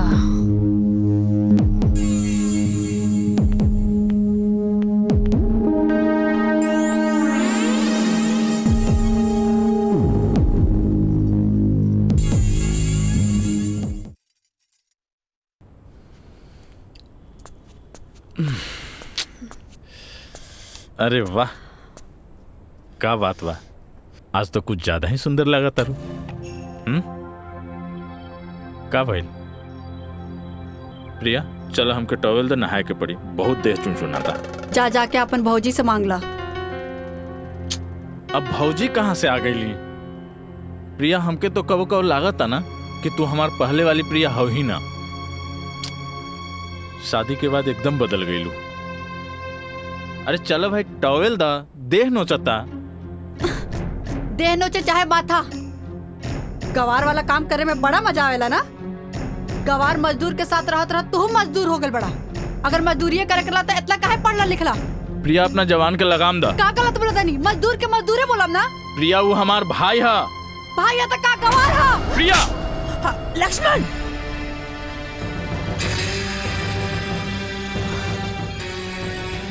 तोर हिम्मत कैसे भइला हमार बहू पर हाथ उठावे के? मायू हमार राम भैया के कहतिया कि गंवार हा। और का गलत कहलस है?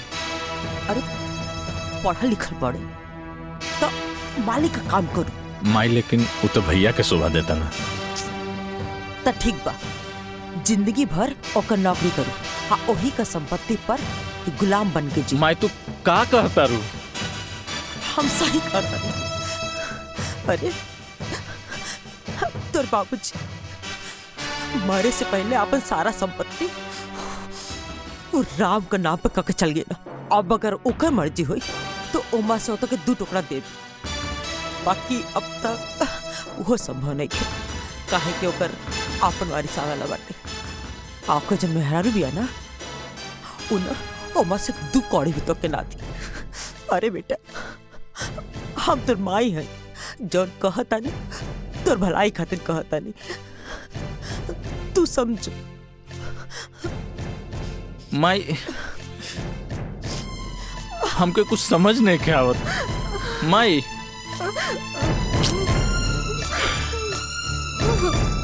का हो रहा बस समझ में नहीं के आती। राम भैया, राम भैया, ओ राम भैया। अरे का हो मधुसूदन? ए भैया हमनी चंदा मांगे आयल रहनी जा। अच्छा हम देता नहीं, कितना चाहिए? ना ना भैया आप भैया रह दी, राम भैया के भेज दी, हमनी को उनसे ले लिहल जाई। ठीक बा भेजा तानी।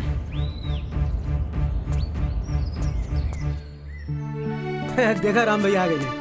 भैया का भइल मधुसूदन? भैया हमने मंदिर में पूजा अर्चना खातिर चंदा मांगे आयल बानी। अच्छा कोनो बात ना, हर साल के तरह ए साल भी पूरा पूजा के खर्चा हमरा तरफ से ठीक है भैया। है ला पैसा। जी भैया। कोनो चीज में कमी ना होके के चाहिए। ठीक है भैया। निसंकोच कोनो बात हुई तो बताइए। जी भैया प्रणाम। ठीक बा। प्रणाम भैया। लक्ष्मण का भैया नाश्ता कैला है? हो गई। हाँ मटरू भाई थोड़ा बाहर जाता नहीं काम से, तू खेते पे जाके पानी पटा ली है। भैया आपन काम ना खुद ही करे के चाहिए। ऐसे भी हमके अभी बहुत काम बा अपन प्रोजेक्ट पे।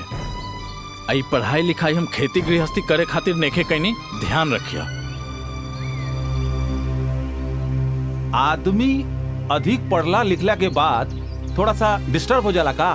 चुप छोट भाई बा चल। हाँ चला।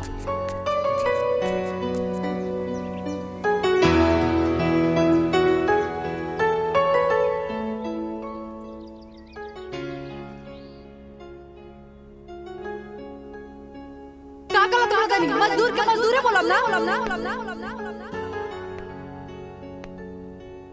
जिंदगी भर ओकर नौकरी करू, हाँ ओही का संपत्ति पर गुलाम बन हम सही। अरे तोर बाप मरे से पहले अपन सारा संपत्ति वो राम का नाम पे कके चल गया। अब अगर ओकर मर्जी हो तो ओमा से होता के 2 टुकड़ा दे। और खाली फोने में बात करता रहा बका मैं मिले के मन ना करला। तार भैया का जन्मदिन भी आवे वाला बाटे, हो सके तो समय निकाल के आ जाइए। अगर मजदूरी करे के ला त इतना काहे पढ़ला लिखला?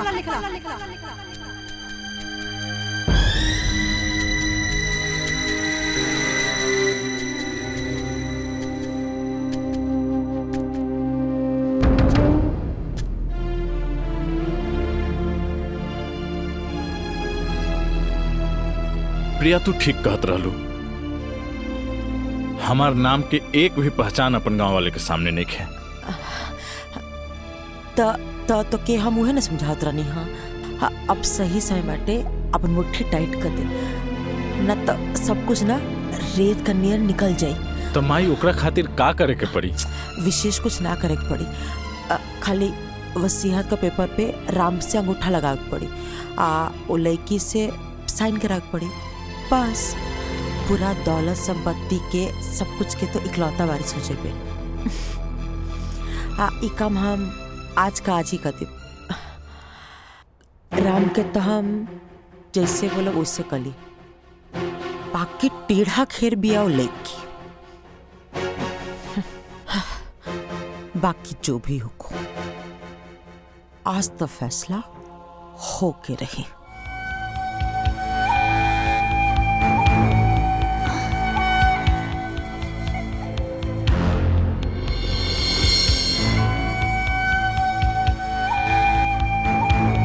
देवर जी।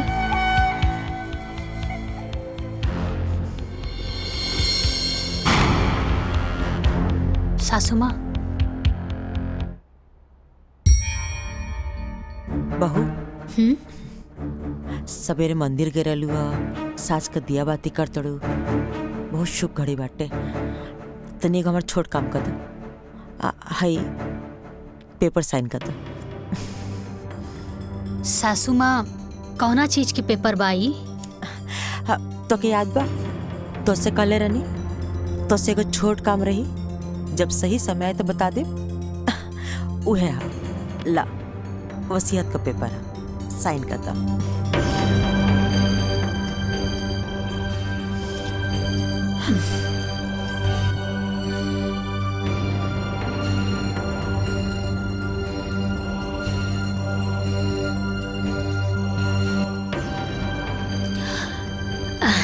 ब्रह्मा विष्णु महेश भी कही है ना सासू माँ, तब वो जाकर हम ई पेपर पे साइन ना करब। भाभी कर दी साइन। अच्छा एकर मतलब कि सब लोग एक हो गइल बाड़ा, कोनो दिक्कत नहीं के। रउआ सब लोग मिल के भी ना हमरा सामने कुछ नहीं के। और सासू माँ जब रउआ हमरा से हारे लगनी तापन पतो और बेटा से मदद लेवे लगनी। अरे रउआ के कुछ ता शर्म करे के चाहत रहे। हाँ इतना प्यारा देवर जी के मन में भी रउआ जहर घोल के रख देनी। अरे 6 बार भाभी अगर एक शब्द भी और हमार माई के खिलाफ निकलल तो हमरा से बुरा कोई न होई। हाँ हटी देवर जी हटी। भैया अब समय आ गइल बा हुकुम के इक्का के।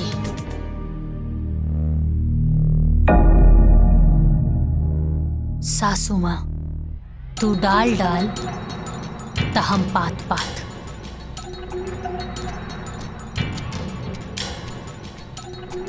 प्रणाम माई। खुश रहो। राम। हाँ माई। माई क्या बेटा? ठीक बा। कैसन रहा दिन? सब अच्छा रहे माई। बिजली ना रहे तो सिंचाई ना हो पाएगा। कल हम करवा दे। कोनो बात ना। राम जी माई। से कुछ मांगब तो अपने माई की देबा।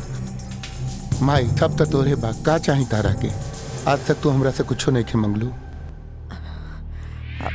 कुछ चाही नहीं बस पेपर पर तारा अंगूठा चाहिए।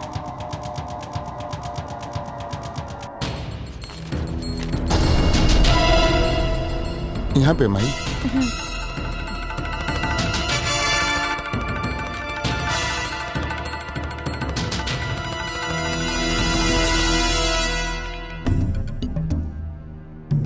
बस बस कहत रहने बेटा कि अगर साची के बोल के भी साइन करवा दे तो अच्छा रहे। ठीक बा माई हम करवा देता नहीं। साची साची जी यहाँ आवा। आवता नहीं।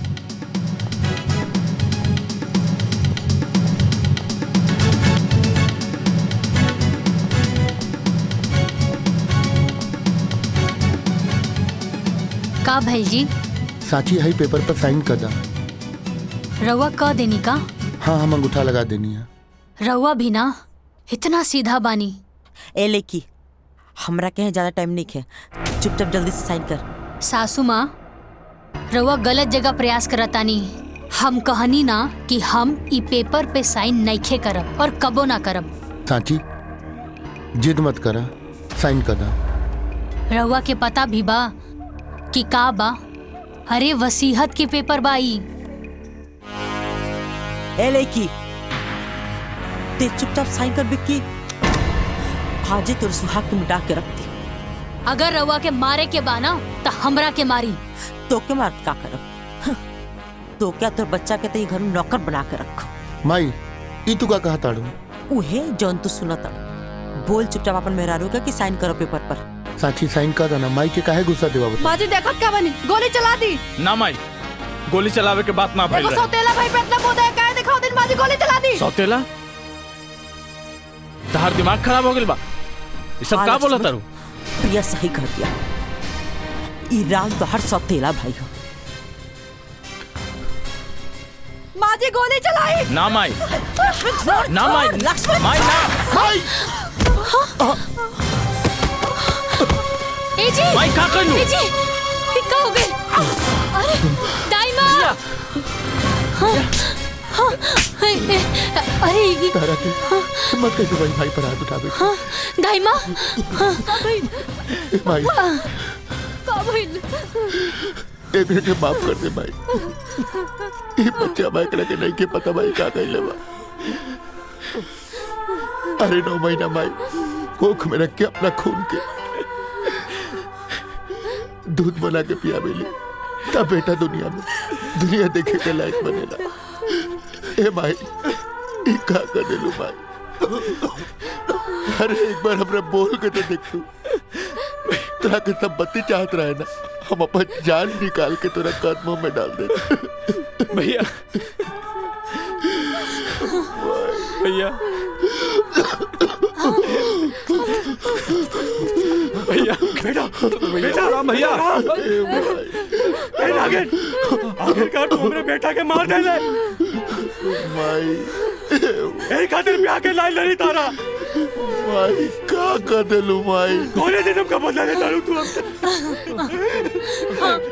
लेके चले अस्पताल लेके चले। भैया राम लेके चले। राम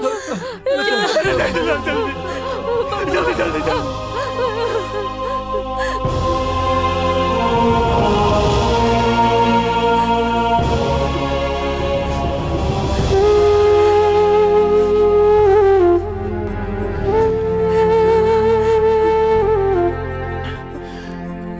इतना बड़ा झूठ।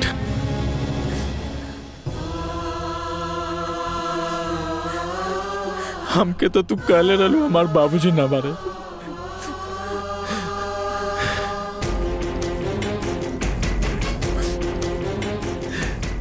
बाकी काहे माई, काहे ऐसन कहलू?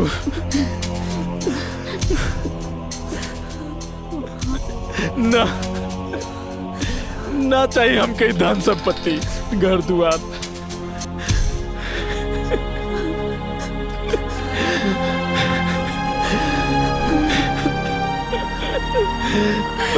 ना चाहिए।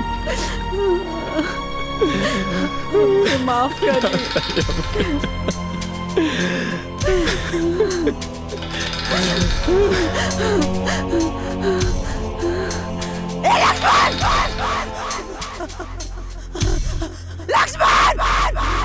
बेटा राम ठीक हो ठीक बानी ना? हाँ हम ठीक बने। आराम बाप हो सके। लक्ष्मण हाँ भैया कैसन बाड़ा तू? हम ठीक बानी भैया, रउआ ठीक हो जाए सब ठीक। तोरा हमरा से थोड़ा भी नफरत ना होला। हर कोनो बात से कबो हम बुरा मन लिया माई। मत रो माई, मत रो माई। तू माफी मत मांग माई। अगर हमरा से कोनो गलती भइल बा तो हमरा के माफ कर। हम ठीक बानी माई। माई मत रो ना माई, मत रो।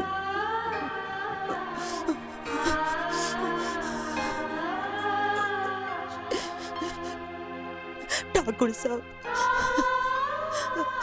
रवा भी हमके माफ कर दी। अरे अरे हम लोग में आके ना अपन फर्ज भुला गए रहनी। हमार परिवार हमके लौटा दी, हमार परिवार हमके लौटा दी ठाकुर साहब। देवकी सुबह के भूलल अगर शाम के घर आ जाए तो ओकरा भूलल ना कहल जाला। देवकी गलती हमार है। अगर हम ताके सौतेली ना कहती तो तू सौतेला व्यवहार ना कर तू।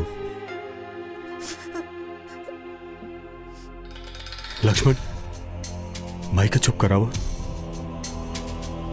माई तू चुप हो जा।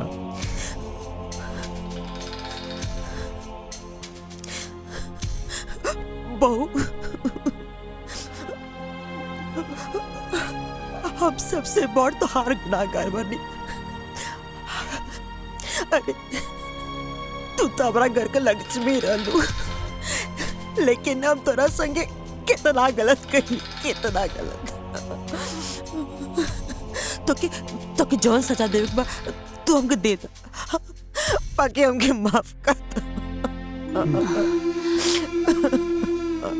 माई माई रउआ के प्राश्चित कैला के कौनो जरूरत नहीं खे। राउर एक एक आंसू ई बात के गवाही देता कि रउआ निश्चल बानी। और माई कहल जाला ना कि अंत भला त सब भला। और सासू माँ अब सॉरी माई अब कौनो शर्त वर्त तो नहीं खे ना?